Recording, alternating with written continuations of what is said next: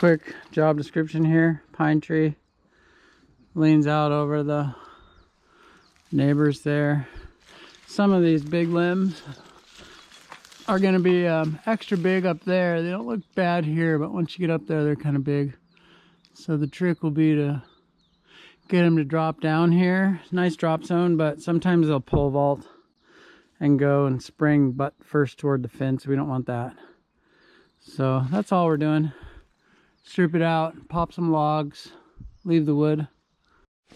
Oh, this is something I will mention, is the proximity of the rope to the chipper is deadly.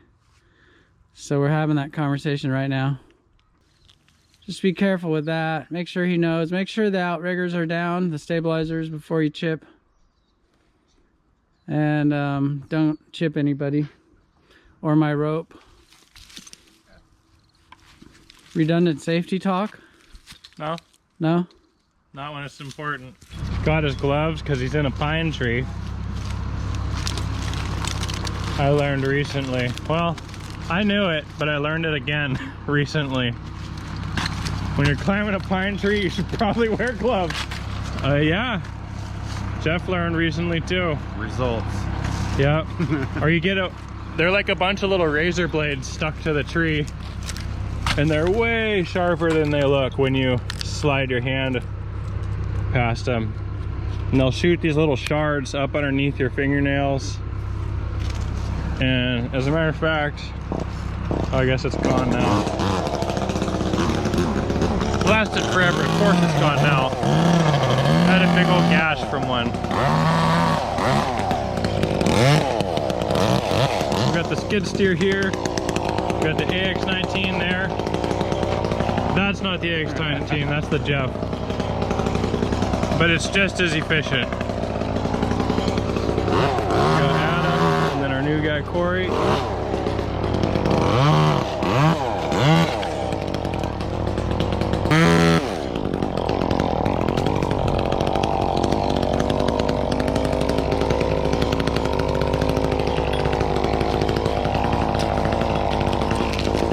The job yesterday.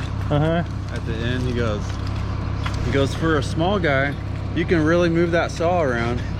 And I was like, is that a compliment? Or like, have you seen these? And he's just like this little old man. Yeah. He's just little like good old boy guy.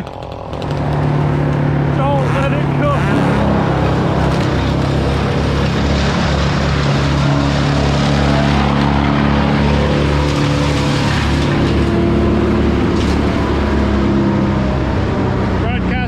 Into a pile here.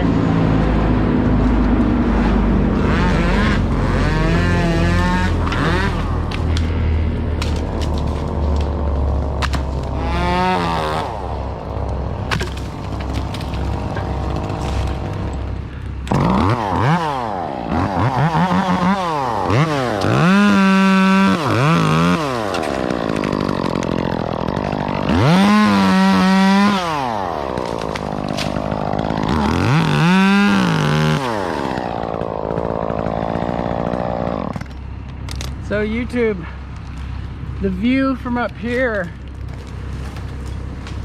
you can see how if you came under like this and then went flopping back that way, you'd be in the fence. So most of these I'm peeling them down and then I'm cutting them out a little further. That way I shorten up the distance. So the top hits, it collapses a little bit, and if it falls that way, it's not going to spring into the fence, I think.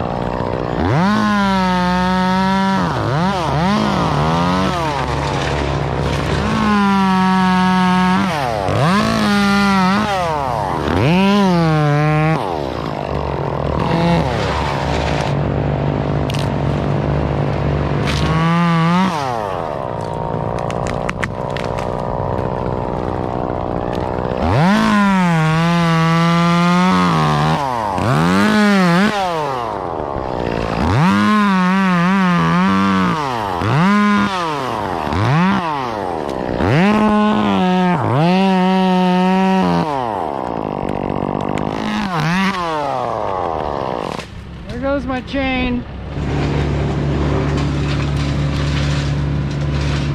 Oh, I dropped it.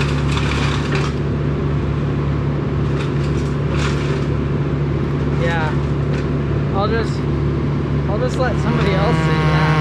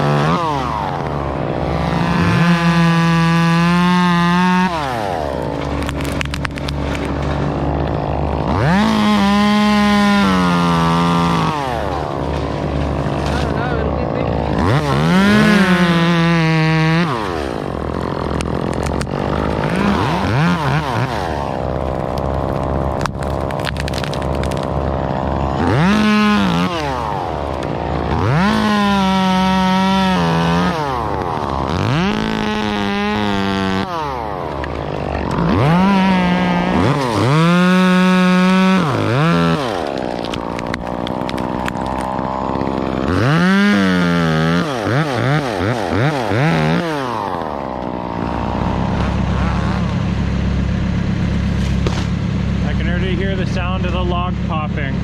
I don't think it's gonna sound like doom. I think it's gonna sound boom doom. Kadoom. Kadoom.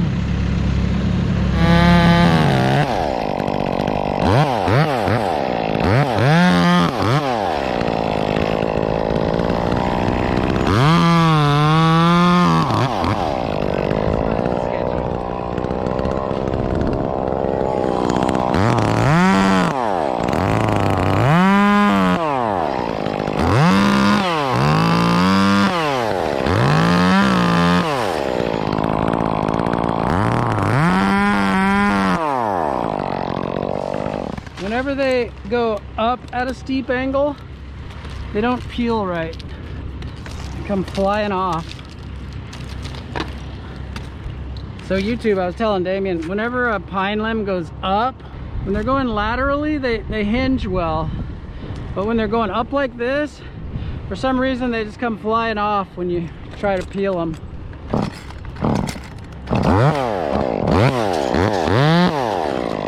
Oh, and the reason I'm telling you that is because if I was peeling this, it's on the opposite side of the house, but that's the ones that are dangerous because they hang on and swing under, and they get this like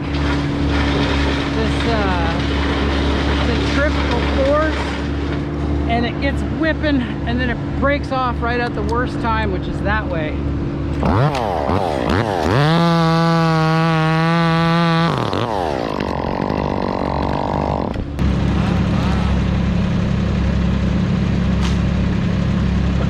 Yeah. I remember the first time I damaged anything like that, it was power lines, and they cross-phased and made a big explosion, and the foreman was down there and he yelled at me, and then I was like, but it swung over there, like it was, I was trying for it to not be my fault, and then he was like, you have to maintain control of the pieces you're cutting, and I was like, that is true.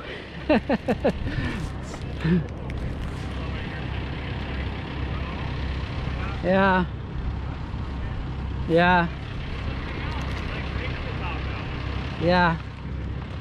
Yeah, you gotta accommodate, or you gotta anticipate everything. Wind.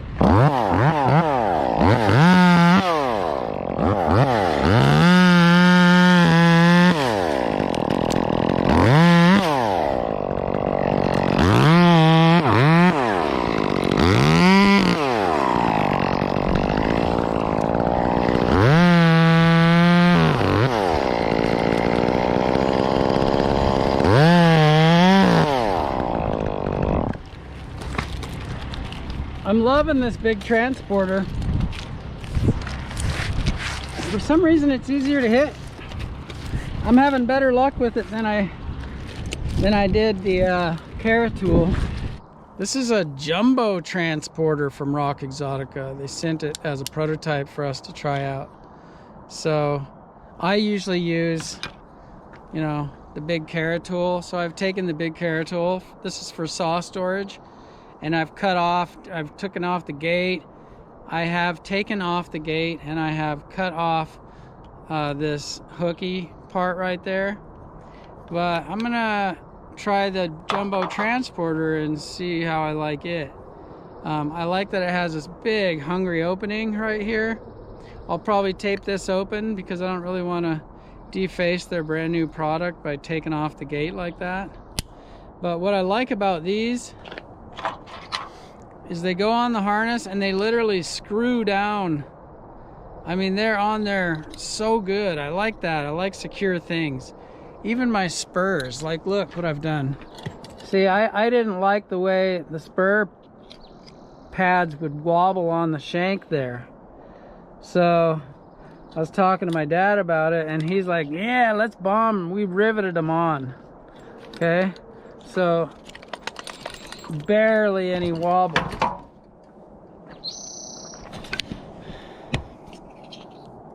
And it's the same with this too. It's not a dangly attachment, you know, falling around. It's on there. This too will get on there and just be locked in position. I like that.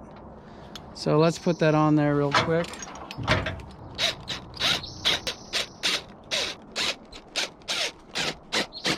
Okay, that is on there. So let's go climb a tree.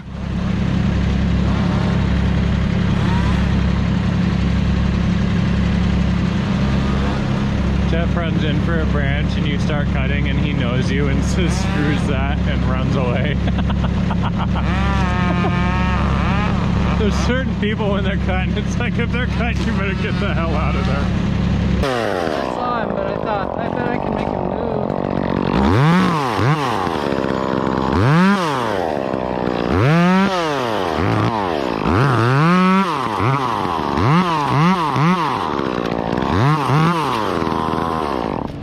I'm out of gas.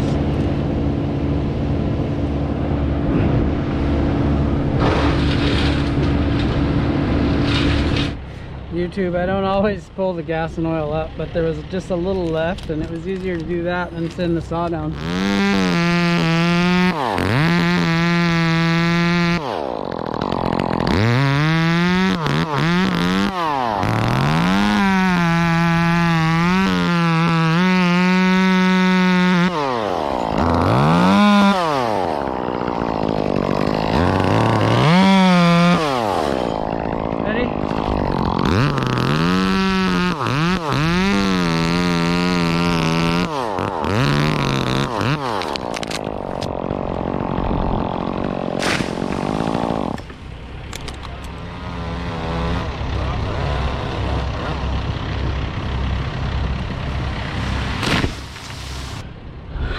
Come on.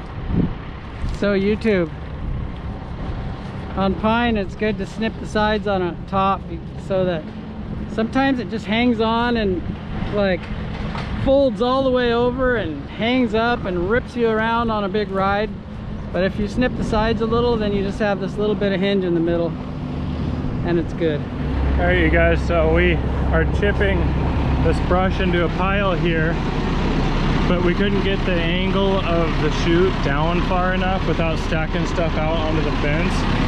So what they did was, in order to increase that angle downward, they pushed the outriggers down to give it more of an angle like that. Works.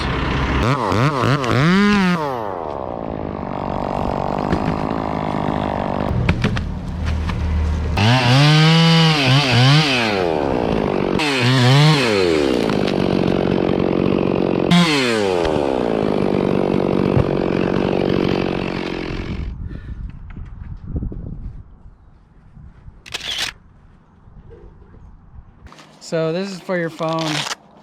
The Monkey Beaver harness has gear loops, you know, places to put things. A lot of times the phone has no good place to go. Sometimes I put it in my chainsaw pants. There'll be a pocket like on the leg, but then it gets like hammered right there and it kind of messes with my mobility a little bit. But right here, this is this nice like velour, velvety, chamois cloth kind of comfort stuff that says I love you to the phone.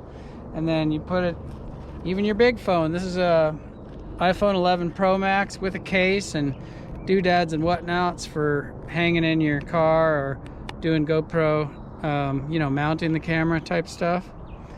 Fits right in there. Has this great big Velcro lid. Binds down tight. And if your phone was smaller, like let's say your phone sunk way in there, this would still give it a nice warm hug all the way down, because this will go clear to here if it needs to. It'll just really lock it in there. So nice secure thing. And also it can't be like torn off your harness here because of the way it's locked in there. This here, when it goes through that gear loop, it has to go, this goes through the gear loop and then it has to go down and behind this. And it takes a little bit to get it on there even. And once you get it through this buckle, once, twice, and then back through like that, that thing is never coming off.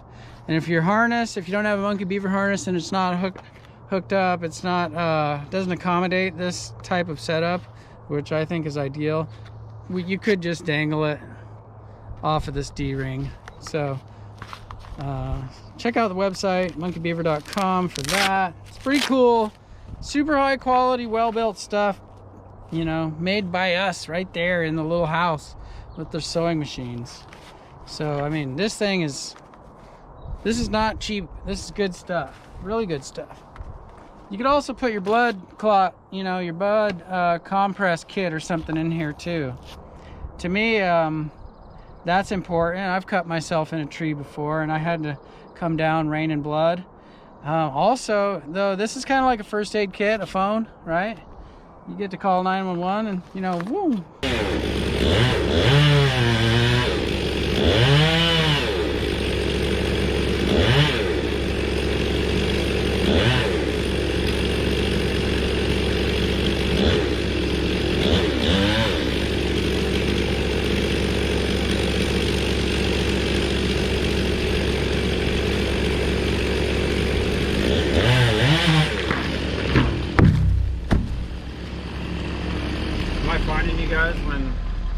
What am I doing? I'm taking the bucket back and... Taking the bucket home and giving us a call, I guess. Okay.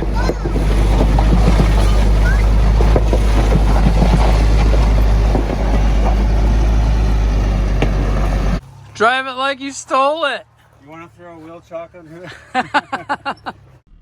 So YouTube, what I was about to say is, it's super duper cool to have 4-wheel drive, because we backed a monster chipper down into this hole, and now I'm either gonna be wrong or I'm gonna drive right out of here, no problem. Oh, turns out I'm gonna drive out of here, no problem. So yeah, super cool. I don't like that I'm leaving dirty marks on their black asphalt though. So that was job number one and done, and we are headed to job number 2.